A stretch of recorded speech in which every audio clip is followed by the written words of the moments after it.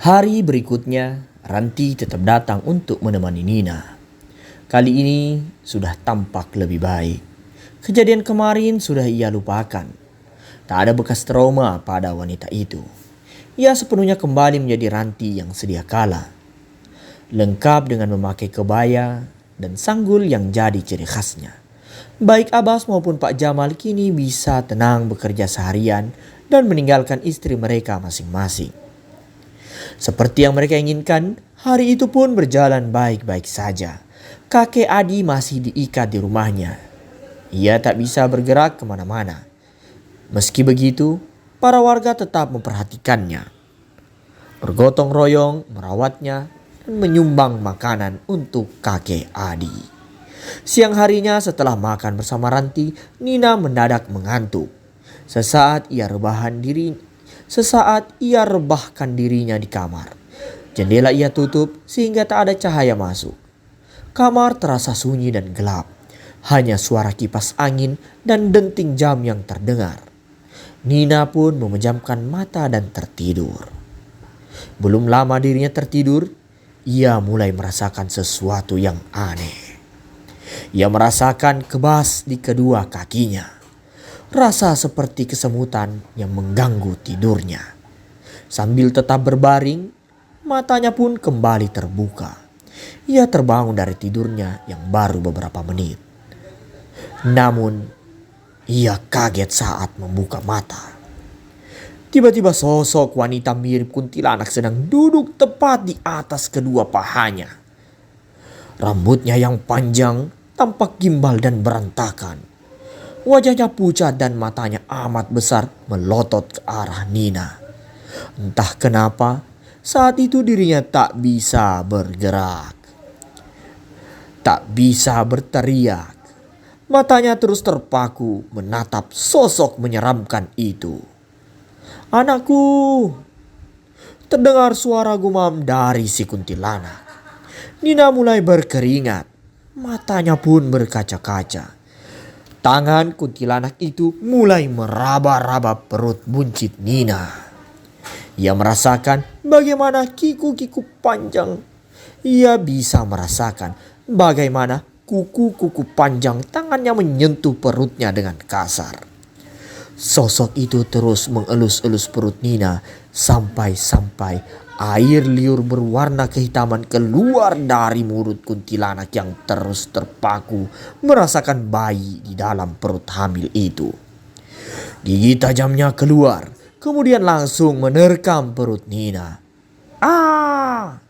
Nina berteriak keras dan terbangun dari mimpinya. Ia pun segera langsung duduk dan memegang perutnya. Aman, anaknya masih ada. Nafasnya terengah-engah, wajahnya pucat penuh keringat. Air matanya tanpa sadar menetes dengan deras. Nina panggil Ranti yang langsung terburu-buru berlari ke dalam kamar. Melihat wajah pucat Nina, Ranti pun jadi khawatir. Ia segera duduk di pinggir kasur dan menemani wanita hamil itu. "Kamu kenapa?" tanyanya. "Aku mimpi buruk, Mbak," jawab Nina. "Ya ampun." Ranti lalu mengambil selembar tisu lalu mengelap keringat di dahi dan wajah Nina. Tak lupa ia berikan segelas air yang sudah ada di meja, supaya Nina bisa lebih tenang. Nina pun menurut saat Ranti memberikan gelas. Ia dengan perlahan meminum air tersebut. "Muka kamu kok sampai pucat gini sih?" ucap Ranti sambil mengelus punggung Nina. "Lain kali kalau mau tidur baca doa dulu ya, biar gak diganggu setan. Mau siang atau malam setan itu pasti ada," kata Randi sambil menasehatinya. "Iya Mbak, aku jarang doa sebelum tidur." "Ya udah dibiasain ya. Sekarang mau tidur lagi?" tanya Ranti. Nina menggelengkan sambil melihat ke arah lain. "Enggak, aku udah gak ngantuk," jawabnya. "Jangan dipikirin ya, mimpi itu bunga tidur. Jangan stres. Kamu lagi hamil tua." Ranti lalu beranjak dari kasur. Ia berjalan ke arah jendela. Jendela itu lalu dibuka olehnya sehingga cahaya masuk mengusir kegelapan. Kamar Nina pun jadi lebih terang. Hawa segar dari luar pun ikut masuk ke dalam rumahnya. Biasakan buka jendela biar udara segar dan cahaya masuk, ujar Ranti. Ranti berdiam sejenak di depan jendela, menikmati angin sepoi-sepoi yang masuk begitu sejuk. Pandangannya mengarah menuju pohon beringin besar yang ada di samping rumah Nina. Dengan wajah dingin, ia pun lalu tersenyum tipis. Petang pun telah tiba. Seperti biasa, Abbas pulang ke rumah dengan motornya. Akan tetapi, kali ini Pak Jamal tidak datang menjemput sang istri karena ada keperluan di tempat lain. Abbas sempat menawarkan diri untuk mengantarkannya pulang, tapi Ranti menolak dan ingin pulang sendiri. "Mbak, saya jadi gak enak loh kalau mbak pulang sendiri. Saya antar ya," kata Abbas menawarkan diri. "Gak apa-apa kok. Saya udah biasa jalan sendiri di desa ini. Jangan khawatir," jawabnya sambil tersenyum. Pandangannya lalu beralih ke arah Nina. "Kamu di sini aja Pak Guru, jaga Nina. Dia lagi hamil. Jangan ditinggal sendiri. Apalagi saat maghrib seperti ini," kata Ranti. Abbas dan Nina pun bingung. Emang kenapa?" tanya Abbas dengan penasaran. "Pokoknya jangan, udah maghrib," jawab Ranti sedikit misterius. "Ya udah, saya mau jalan pulang dulu, keburu gelap. Permisi." Ranti lalu berbalik badan dan mulai berjalan meninggalkan rumah. Kakinya melangkah dengan anggun dari balik kain batik yang dipakainya. Abbas memperhatikan istri kepala desa itu hingga berbelok arah dan tak terlihat lagi. Kemudian bersama Nina, ia pun masuk ke dalam rumah untuk membersihkan diri dan bersiap menunaikan sholat maghrib. Waktu maghrib memang seakan menjadi waktu yang sakral bagi para penduduk desa ini. Tak ada yang berani keluar kecuali untuk menunaikan sholat berjamaah di masjid. Saat langit sudah mulai gelap, semua warga kompak masuk ke dalam rumah masing-masing. Ting, ting. Seorang penjual mie ayam mendorong gerobaknya di tengah maghrib yang sepi. Roda gerobak itu berputar melewati jalan setapak yang mengarah ke rumah Nina. Sehingga ia berpapasan dengan Ranti yang hendak pulang. Si pedagang mie yang masih kisaran berumur 20 tahun itu sudah pasti mengenal Ranti. Semua anak seumurannya pasti mengenal sosok istri kepala desa yang cantik rupawan itu. Semua anak seumurannya pasti mengenal sosok istri kepala desa yang cantik rupawan itu. Ia lalu berhenti dan memberikan jalan untuk wanita itu. Baru pulang mbak?" tanya si pedagang dengan sedikit genit. "Iya," jawab singkat Ranti. Maghrib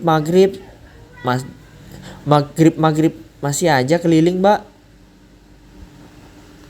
"Iya," jawab Ranti dengan singkat. Maghrib gini masih aja keliling mas."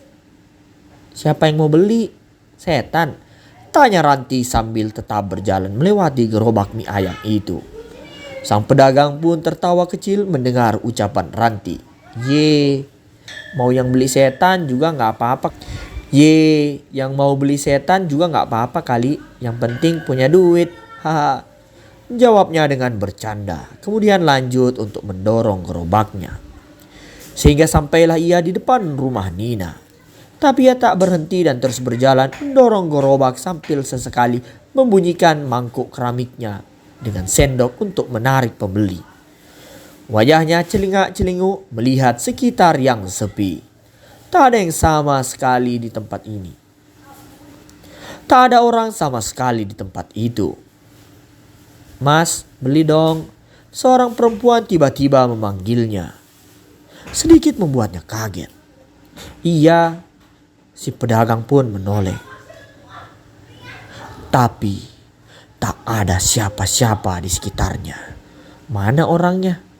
tanyanya dalam hati. "Mas, kesini dong." Tiba-tiba suara itu kembali terdengar. Anehnya, suara itu berpindah arah. Kini suara itu terdengar dari arah pohon beringin di samping rumah Nina. Alhasil, ia pun menoleh ke arah pohon itu. Tetapi tak ada siapa-siapa. "Duh, mana sih orangnya? Beneran mau beli nggak? Saya mau mangkal di depan jalan nih, buruan," kata pedagang itu dengan sedikit kesal. Iya, jadi dong mas. Suara wanita itu terdengar kembali. Kali ini suaranya berpindah ke atas pohon. Lah, sang pedagang pun menjadi bingung. Lalu ia menengokkan kepalanya dan melihat ke atas pohon. Tampak sosok kuntilanak dengan gaun merah sedang duduk di dahan pohon sambil mengayunkan kakinya. Wajahnya putih pucat. Terdapat warna hitam di sekitar matanya yang melotot ke arah pedagang itu. Rambutnya berantakan dan mekar seperti singa. Hihihihi. Suara tawa sosok menyeramkan itu melengking begitu jelas. Lalu tersenyum dan melambaikan tangannya ke arah si pedagang itu. Sambil menyodorkan selembar uang pecahan 100.000 dengan tangan pucatnya. Aku punya duit kok mas. Hihihihi. Setelah terdiam beberapa saat, pedagang itu pun sadar kalau yang ada di hadapannya bukan manusia. Wajahnya pun berubah, takut sekaligus panik. Spiderman! Teriak si pedagang itu sambil menunjuk ke atas pohon. Wajahnya pucat dan kakinya gemetar. Kemudian ia lari kocar-kacir saking takutnya. Ia bahkan sampai meninggalkan gerobaknya di tengah jalan. Mas, sini, saya mau beli. Hihihihi. Sejak kejadian yang menimpa pedagang mie ayam itu, warga pun menjadi heboh dengan berita kuntilanak itu. Keesokan harinya, hampir semua warga membicarakan soal kuntilanak di pohon samping rumah Nina. Mulai dari para ibu-ibu sampai bapak-bapak yang sedang mencangkul di sawah. Beritanya terus tersebar dari mulut ke mulut. Udah lama gak ada yang muncul kuntilanak di desa kita, kata salah satu warga yang sedang berjalan ke sawah. Iya, dulu memang sempat ada, terus menghilang. Sekarang baru muncul lagi, jawab warga lainnya. Warga lainnya menimpali. Iya, serem jadinya. Hati-hati aja ya kalau malam. Berita ini juga sampai ke telinga Abbas dan Nina selaku pemilik rumah yang dekat dengan pohon beringin itu. Namun Abbas memilih diam dan mengabaikan berita itu. Ia tak terlalu percaya dengan isu adanya kuntilanak di samping rumahnya. Tetapi hal itu tak berlaku dengan Nina, sang istri yang pernah dimimpikan oleh sosok itu.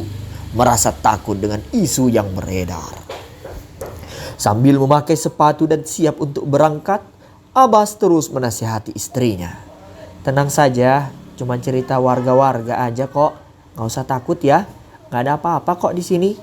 Yang penting sholat, jangan sampai lupa ya, kata Abbas. Nina terdiam dan tak bicara apa-apa. Tangannya terus mengelus perutnya, merasakan sang calon anak yang akan segera lahir. Dari depan, Ranti muncul dengan kebaya berwarna biru muda. Melihat itu, Abbas pun langsung berdiri. Nah, coba aja tanya Mbak Ranti, kata Abbas. Kenapa? Tanya Ranti. Abbas lalu menatap wanita itu. Apa benar ada kuntilanak di sini? Mbak Ranti percaya? Ranti pun tertawa kecil. Mana ada, itu isu aja. Biasa warga lagi kehabisan bahan gosip, jawab Ranti. Dengarkan, udah santai aja ya sayang, ucap Abbas sambil mengelus kepala istrinya supaya lebih tenang. Nina pun terdiam dan menatap sang suami. Lalu tersenyum untuk meyakinkan suaminya bahwa ia sudah baik-baik saja. Nanti juga isinya akan menghilang dengan sendirinya kok kalau warga udah bosan, kata perempuan berkebaya itu. Tenang aja Nina, selama ada Mbak, kuntilanak gak akan berani ganggu, tambah Ranti. Setelah kedatangan istri kepala desa, Abbas pun berangkat mengajar seperti biasa. Motornya melaju meninggalkan rumah. Nina dan Ranti lalu bersama-sama masuk ke dalam rumah dan bersiap masak untuk makan siang. Siang harinya, Nina pun kembali tertidur. Awalnya ia masih takut tidur siang akibat mimpi kemarin. Ditambah adanya isu kuntilanak yang semakin membuatnya ketakutan. Tapi Ranti memaksanya untuk beristirahat. Demi kepentingan bayinya, ia tak boleh kelelahan. Ranti juga duduk di samping ranjang Nina, menjaga wanita hamil itu selagi tidur sambil membaca sebuah buku. Sehingga Nina bisa terlelap dengan sedikit tenang. Kekhawatiran Nina pun terjadi. Tiba-tiba, sesosok kuntilanak datang menembus tembok kamar Nina dari arah pohon beringin. Rambutnya lurus dan panjang, menutupi wajahnya. Kuku-kukunya yang panjang. Aroma busuk yang tercium saat makhluk itu muncul. Ranti pun menyadari kehadiran makhluk halus itu. Sambil tetap duduk di kursinya, ia pun menatap ke arah si kuntilanak. Wajahnya datar tanpa rasa takut sedikit pun. Makhluk itu lalu diam di tempat, tak berani maju mendekati Nina. Sementara Ranti terus menatapnya tanpa berkedip. Selama beberapa menit, situasi terus seperti itu. Sampai akhirnya si kuntilanak menyerah dan mundur perlahan ke arah tembok lalu menghilang. Nina pun tetap aman dalam tidurnya. Ranti kembali mengalihkan pandangannya ke arah buku yang sedang dibacanya. Singkat cerita, waktu pun berjalan begitu cepat. Tak terasa sudah hampir 1 bulan Abbas dan Nina tinggal di desa ini. Semua berjalan lancar-lancar saja. Ranti terus menjadi teman bagi Nina. Wanita itu sudah ia anggap sebagai kakaknya sendiri. Selama ada Ranti, Nina selalu aman. Hingga suatu hari, momen yang dinanti pun datang. Nina mulai merasakan sakit di perutnya. Hari itu, tepat pada hari Minggu, Abbas tengah libur mengajar. Melihat tanda-tanda istrinya yang hendak melahirkan, ia pun segera memacu motornya untuk memanggil bidan bersalin yang ada di dekat kantor desa. Sementara Nina ia tinggal bersama beberapa tetangga di dalam kamar. Tak sampai setengah jam, Abbas sudah kembali membawa bidan. Nina pun segera diberi penanganan. Wajah Abbas sudah berkeringat dengan tegang. Sesekali ia mendengar suara sang istri yang berteriak saat berjuang melahirkan anak pertamanya. "Tenang aja Pak Guru, santai, pasti lancar kok," kata salah satu tetangga sambil menenangkannya. "Aduh, gimana saya mau tenang Pak?" Abbas mulai tak karuan. Ia duduk lalu berdiri, berjalan ke sana dan kemari, lalu kembali duduk. "Waduh Pak, tenang, sini minum dulu, mau kopi?" kata seorang tetangga. "Istri saya lagi lahiran, masa saya ngopi?" balas Abbas sedikit jengkel. Beberapa warga yang ada di ruang tamu lalu tertawa mendengarnya. "Maklum ya, anak pertama jadi tegang begitu," bisik salah satu warga. Akhirnya Abbas bisa bernapas lega setelah beberapa menit dalam ketegangan. Suara tangisan seorang bayi terdengar memecah keheningan. Sontak semua warga yang hadir pun bersyukur dan mengucapkan selamat kepada Abbas. Laki-laki itu kini bahagianya bukan main. "Selamat Pak Guru," ucap para warga. Abbas tak sabar melihat anak pertamanya. Ia pun masuk ke dalam kamar dan bertemu dengan Nina serta sang bidan yang tengah menggendong bayinya. Nina masih terbaring lemas di kasurnya, tapi ia langsung tersenyum tipis saat melihat suaminya datang. Abbas langsung mendekatinya. "Sayang, syukurlah kamu berhasil," ucap Abbas dengan penuh syukur. Ia cium kening sang istri yang sedikit berkeringat. Kita berhasil sayang," balas Nina. Setelah membersihkan bayi, sang bidan memberikan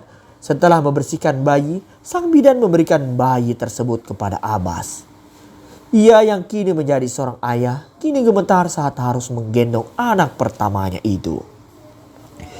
Ia bawa anaknya mendekati ke arah Nina yang masih berbaring. Lalu keduanya berbahagia sambil memperhatikan anak laki-laki mereka. Kabar mengenai kelahiran anak pertama Abbas pun sampai ke telinga kepala desa.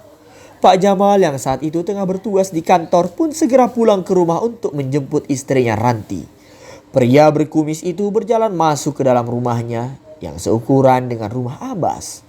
Warna catnya hijau dan ada banyak macam bunga penuh warna yang menghiasi halaman depan rumahnya. "Ranti," panggil Pak Jamal saat masuk ke dalam rumahnya. Melewati ruang tamu yang penuh koleksi patung dan lukisan-lukisan kuno. "Iya mas, di kamar," balas Ranti. Pak Jamal berjalan mendekati kamar lalu membuka pintunya. Tampak sang istri sedang menyisir rambutnya di depan sebuah cermin besar dekat dengan ranjang besar tempat mereka tidur. Sedikit cahaya mentari masuk dari ventilasi. Ranti menatap sang suami melalui pantulan cermin. "Kenapa pulang mas? Ada perlu apa?" tanya Ranti. "Nina sudah melahirkan," kata Pak Jamal. Mendengar itu, Ranti langsung berhenti menyisir rambutnya. Ia terdiam lalu berbalik badan melihat sang suami secara langsung. Mulutnya tak berkata apa-apa. Mereka saling bertatap selama beberapa detik. "Kamu udah menunggu saat-saat ini kan?" tanya Pak Jamal.